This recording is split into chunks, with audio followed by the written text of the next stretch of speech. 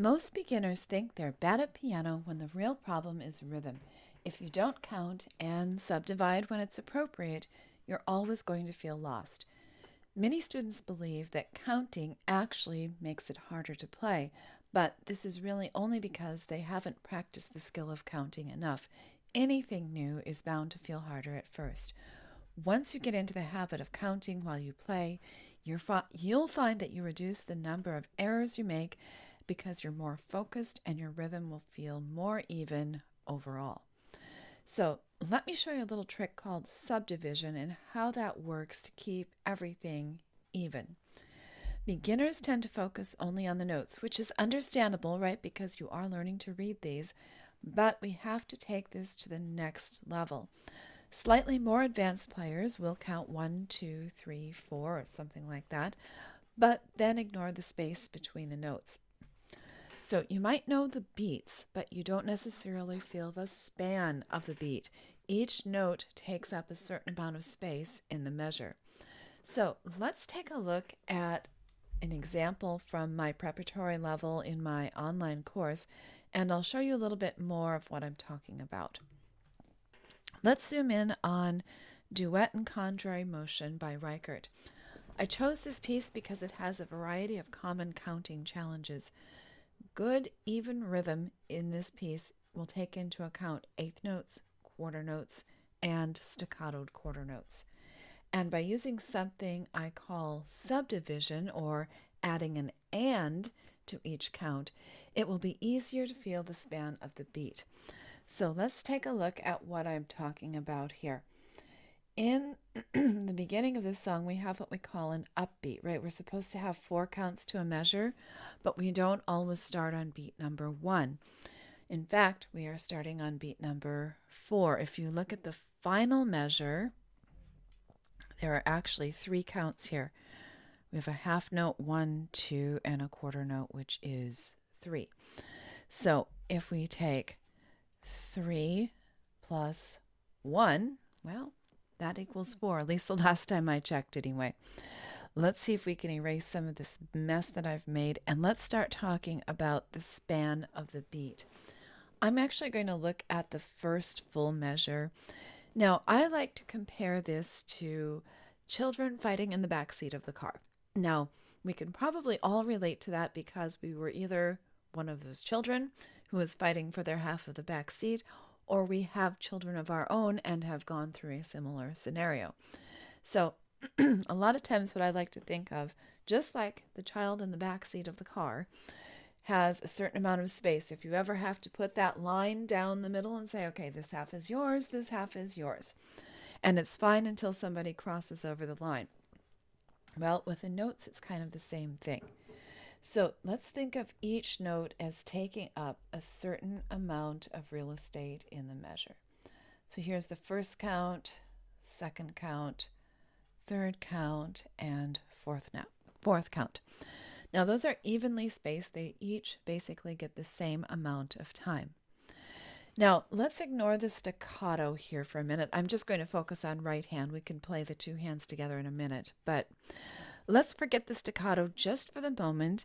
And if I were to play these 4 notes without the staccato, it might sound like 1, 2, 3, 4. So each one of those quarter notes held out for a certain amount of time. And in the case of the staccato, if I were to staccato it, notice that I left some blank space here.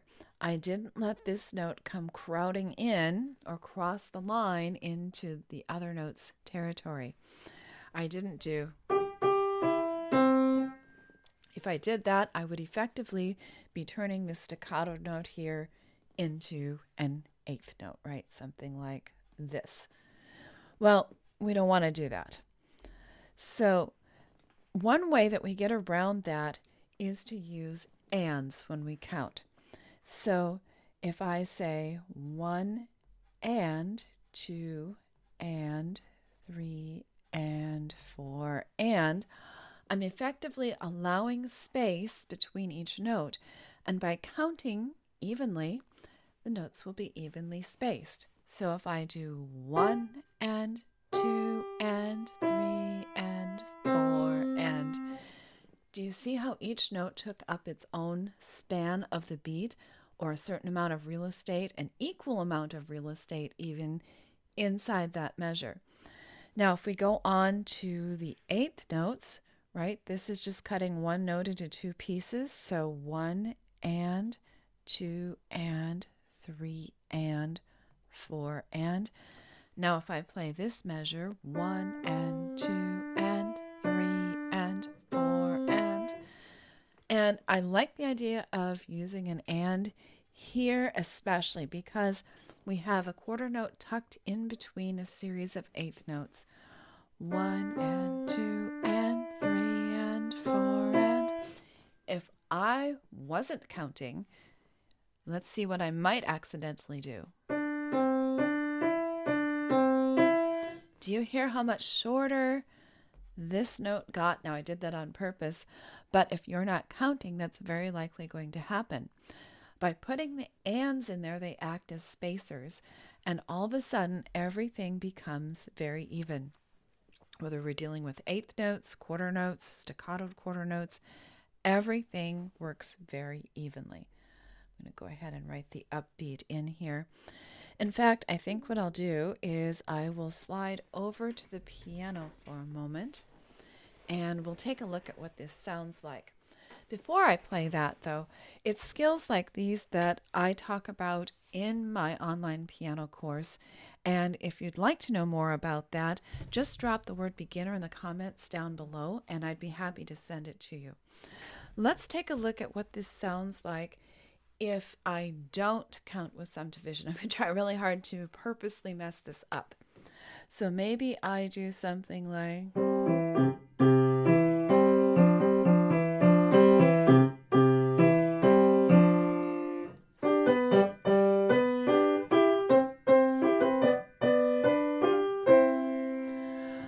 Okay, I played the right notes and they were sort of in rhythm. Well, there's a big difference between sort of and right on. Now, let's play this while I count with subdivision. 4 and 1 and 2 and 3 and 4 and 1, 2 and 3 and 4 and 1 and 2 and 3 and 4 and 1 and 2 and 3 and 4 and 1 and 2, 3 and 4 and 1 and 2 and 3, 4 and 1 and 2, 3 and 4 and 1 and 2 and 3 and. Also notice how that helps me account for the rest. 1 and 2 and 3 and 4 and. It helps me space that out evenly. And if you, as a beginner, start to practice that way, you're going to get used to automatically allowing for the span of the beat. Now, we do want to take this another step further. If you were to perform this piece, I can't imagine you would actually count out loud 4 and 1 and 2 and 3 and 4 and. I've got a fly in here, sorry. And because that would be a little bit awkward, right? So the next step is to start dropping the and out, but to start feeling it. If you have practiced long enough with subdivision, you are going to start to feel the quarter note beat. So if I play this again, and I will take the ands out. Now I'll just count with the numbers. 4, 1, 2, 3, 4, 1, 2, 3, 4, 1, 2, 3, 4, 1, 2, 3, 4, 1, 2, 3, 4, 1, 2, 3, 4, 1, 2, 3, 4, 1, 2, 3. Notice I was able to feel the beat. I didn't have to put the ands in. Now, of course, if I were performing, I would count, but I would do it in my head, not out loud. But you would keep that nice feel and you start to space everything evenly. So really, once you subdivide, even simple pieces start to sound professional. If you want to know more, check out more about my course. Excuse me, the silly fly. Check out more on my course on piano playing made simple. Just click the link below. Next, I'm going to reveal the biggest piano shortcut that actually slows beginners down in the long run.